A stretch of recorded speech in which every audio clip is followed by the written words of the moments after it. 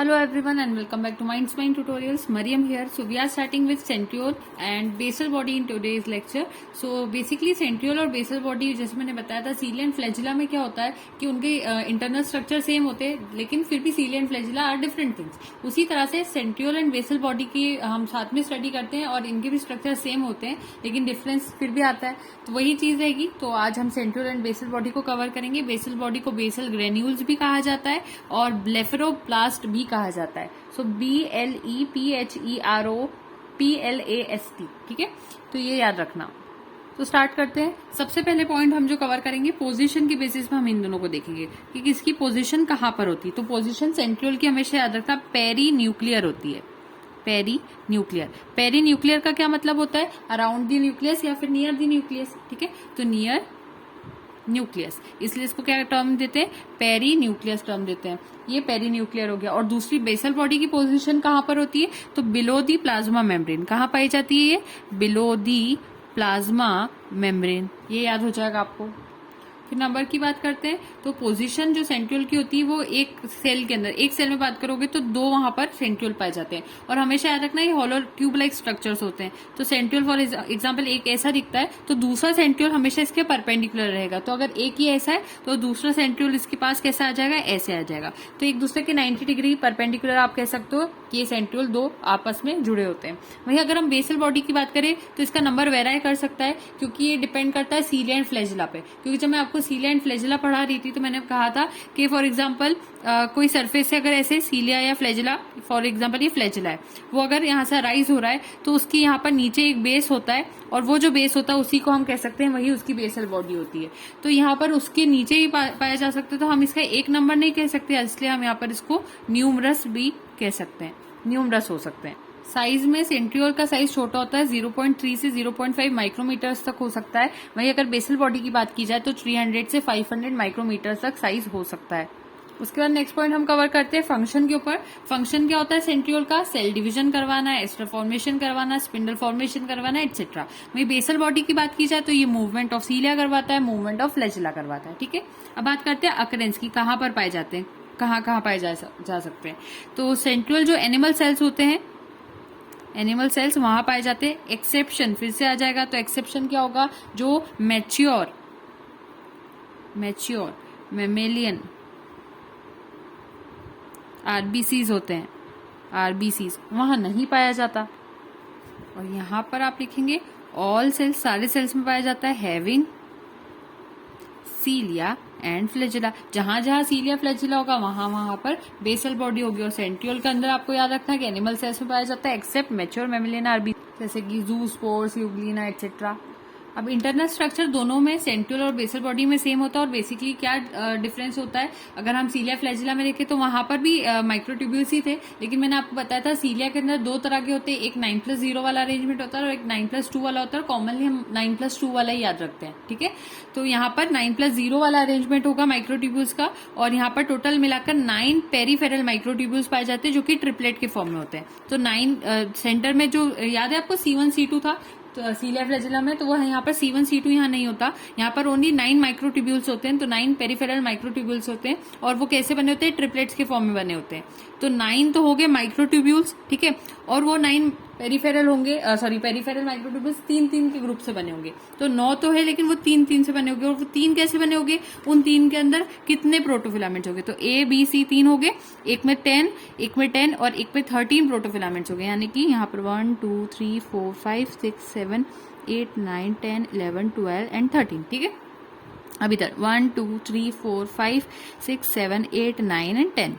1 2 3 4 5 6 7 8 9 and 10. ठीक है, ये होगा 10 एंड 13. इस टाइप से इसके प्रोटोफिलामेंट्स या आप कह सकते हो 9 में से जो प्रोटोफिलामेंट होंगे वो इस तरह से लगे होंगे. तो यहाँ पर जैसे मैंने बताया कि दो आपके पास सेंट्रियोल होते हैं, तो दो सेंट्रियोल में टोटल क्या होंगे? 9 क्या होंगे वहां पर? माइक्रोट्यूब्यूल्स होंगे. तो इसके आसपास 1 2 3 4 5 6 7 8 9 10 सॉरी 10 कह दिया मैंने, ये वाला हटाओ, ये थोड़े पास होके इससे सर्कुलर वे में 9 आ जाते हैं. और फिर वो 9 के डॉट्स हमने लगा लिए. और वो 9 कैसे होते? 3-3 के ग्रुप में होते. तो 1 2 3 1 2 3 1 2 3 1 2 3 ऐसे. समझ में आ रही बात? तो ये 9 ग्रुप होता है आसपास, इसके 9 डॉट्स लगाना है, और वो 9 डॉट्स कैसे बने होते हैं, ऐसे 3 के ग्रुप के बने होते हैं, ठीक है। उसके बाद ये जो प्रोटोफिलामेंट होते हैं ये अल्फा एंड बीटा ट्यूबुलिन के बने होते हैं। तो ये सेंट्रियोल तो हमने देखा, लेकिन सेंट्रियोल के आसपास ये माइक्रोट्यूब्यूल्स 9 होते हैं, वो ट्रिपलेट के फॉर्म में होते हैं। इस पूरे स्ट्रक्चर को क्या नाम देते हैं, तो इसको कहते हैं सेंट्रोसोम, ठीक है। ये पूरा अगर बात करी जाए तो ये सेंट्रोसोम है, और सिर्फ अंदर अंदर की बात की जाए तो वो क्या था, वो सेंट्रियोल था, सेंट्रियोल था, ठीक है। तो अब हम डायग्राम बनाते हैं पूरे सेंट्रोसोम का। देखो 1 2 कितने डॉट्स हो गए, 9 हो गए, 3 4 5 6 7 8 एंड 9। थोड़ा सा मुझे यहाँ पर पास ले लेना था। चलिए एक काम करते हैं हम लोग, अब बना देते हैं, ठीक है। अब 3 का वो ग्रुप था, 1 2 3, वो ए बी सी थे, ठीक है। ये क्या है, इसके प्रोटोफिलामेंट्स।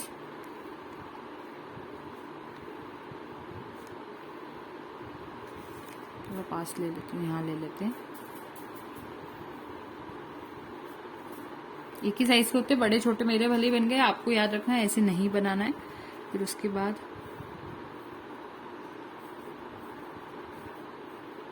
ठीक है, उसके बाद 1 2 3 4 5 6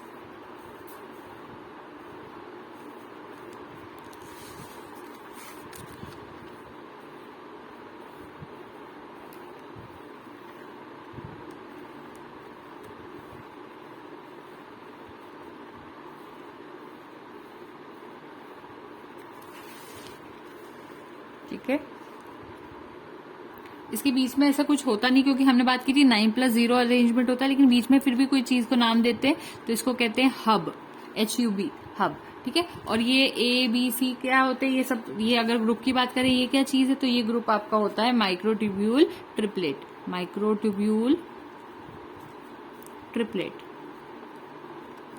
ठीक है। इसको माइक्रोट्यूब्यूल ट्रिपलेट। अब यहाँ पर लिंकर्स कैसे होते हैं, जैसे मैंने आपको सीलिया फ्लैजिला में लिंकर्स कैसे होते हैं उसको लिंक करना सिखाया था। अब यहाँ पर लिंकर्स होते हैं ए और सी के बीच में, तो हमेशा याद रखना ए यहाँ पर होता है।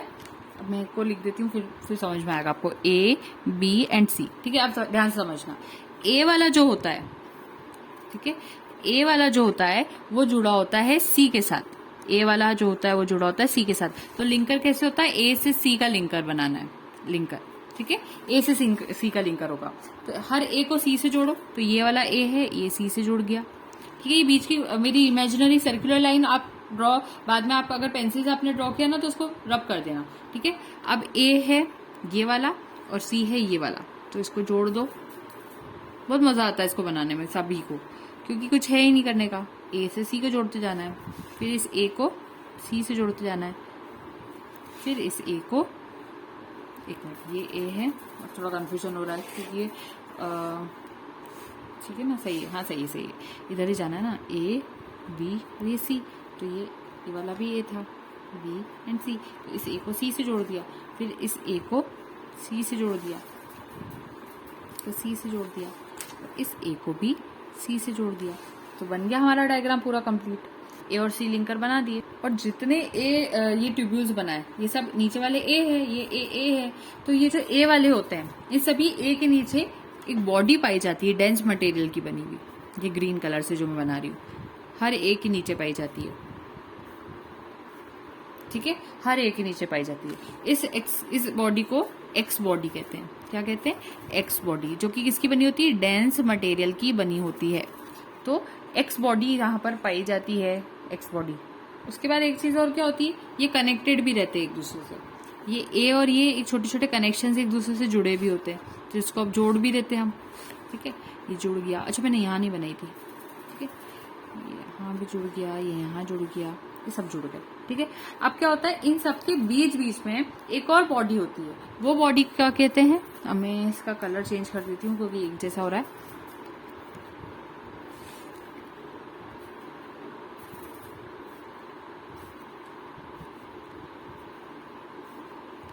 ये दो के बीच में आ गया, ठीक है। अब इसको क्या कहते हैं, इसको कहते हैं वाई बॉडी, ठीक है, इसको क्या कहते हैं, वाई बॉडी कहते हैं। ये दो एक्स बॉडी के बीच में पाई जाती है, हर दो एक्स बॉडी के बीच में जो पाई जाती है उसको हम कहते हैं वाई बॉडी, फिर क्या होता है कि एक्स एंड वाई बॉडीज जो होती है ये भी आपस में जुड़ जाती हैं, तो ये भी आपस में जुड़ जाती है, यानी यहाँ पर भी आप लिंकर्स बना दो, इनको एक्स और वाई लिंकर्स कहते हैं। ये एक्स और वाई बॉडी को जोड़ते हैं, ये बन रहा है। ठीक है, बन रहा है ना अच्छा डायग्राम, रंगोली बना दी हमने, ये बायोलॉजी की रंगोली है। ठीक है, अब ये बन गए एक्स और वाई लिंकर्स को आपने ज्वाइन कर दिया।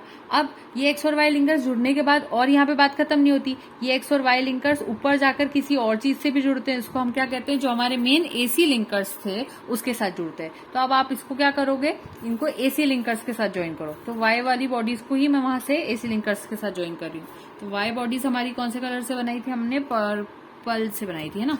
तो चलो, ये एसी लिंकर पे जुड़ गया, ये यहाँ के एसी लिंकर से जुड़ गया, ये यहाँ के एसी लिंकर से जुड़ गया, ये यहाँ के एसी लिंकर से जुड़ गया, ये यहाँ के एसी लिंकर से जुड़ गया, ये वाला इससे जुड़ गया, ये वाला इससे जुड़ गया, ये इससे जुड़ गया, इससे जुड़ गया, और ऐसे हमारा डायग्राम पूरा कंप्लीट हो गया। समझ में आ रही बात। अब बात यहाँ खत्म नहीं होती, वाई बॉडीज को आपने एसी लिंकर से जोड़ दिया, लेकिन अब एक्स बॉडी को भी तो किसी चीज से जोड़ना पड़ेगा। तो एक्स बॉडी यानी जो हमारी ग्रीन कलर वाली बॉडीज थी वो क्या करती है, वो ग्रीन कलर की बॉडीज यानी एक्स बॉडीज जाकर ये जो हब वाला पोर्शन है वहां से जुड़ जाती है। तो यहाँ पर आप ग्रीन वाले को हब से जोड़ते जाओ आप। ठीक है, अब इसका नाम भी बताती हूँ क्या कहते हैं, ये पहले जोड़ लू, पूरा व्हील जैसा स्ट्रक्चर बनता है।